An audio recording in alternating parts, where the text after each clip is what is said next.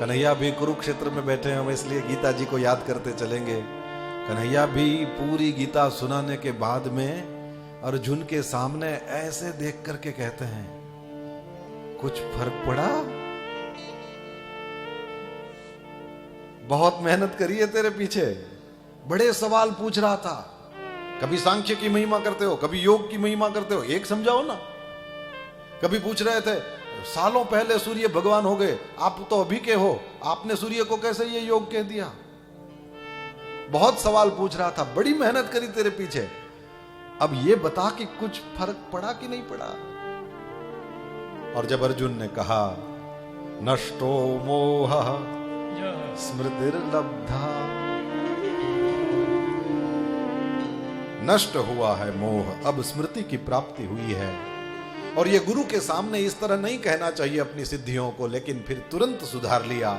त्वत्प्रसादान मयाच्युत, हे अच्युत तुम्हारे प्रसाद के कारण यह हुआ है, आपकी कृपा के कारण यह वस्तु प्राप्त हुई है, तो कितना संतोष हुआ होगा। हाँ, उसके बाद फिर कन्हैया का दर्शन करें, कैसा लग रहा होगा। जैसे किसान अपनी लहलहाती हुई खेती को देख के प्रसन्न होता है ना, जगत गुरु भी वैसे ही प्रसन्न हो रहे होंगे। हर गुरु अपने शिष्य के ऊपर मेहनत करता है, बिना थके, बिना रुके, बिना चैन की सांस लिए, वो जब तक पहुंचा नहीं देता। याद रखना, संसारी यदि हमारा हाथ पकड़े तो कोई भरोसा नहीं, यदि मारामारी होगी तो भाग जाएंगे, लेकिन संत यदि किसी का हाथ पकड़ ले तो जब तक पहुंचा नहीं दे छोड़ते नहीं है।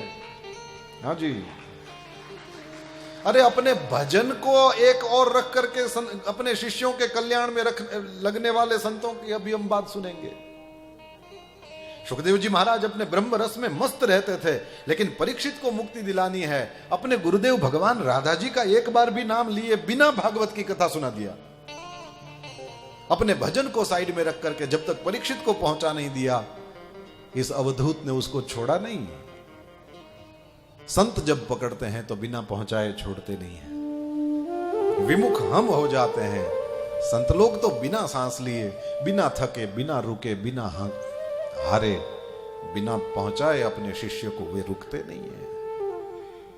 और फिर जब छोटा सा भी कुछ अच्छा फर्क दिख जाए अपने शिष्य में, उस समय वे अपनी मेहनत को सफल हुआ देख करके बड़े प्रसन्न।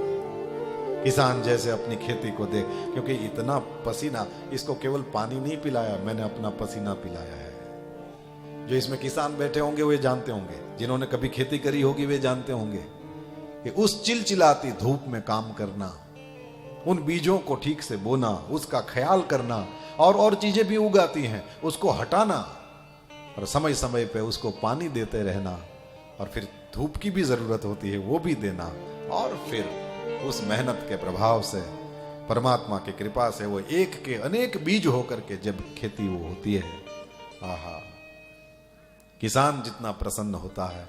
तो हम लोगों को ठाकुर जी की उस छवि के भी दर्शन करने की इन आंखों को कोशिश करानी चाहिए।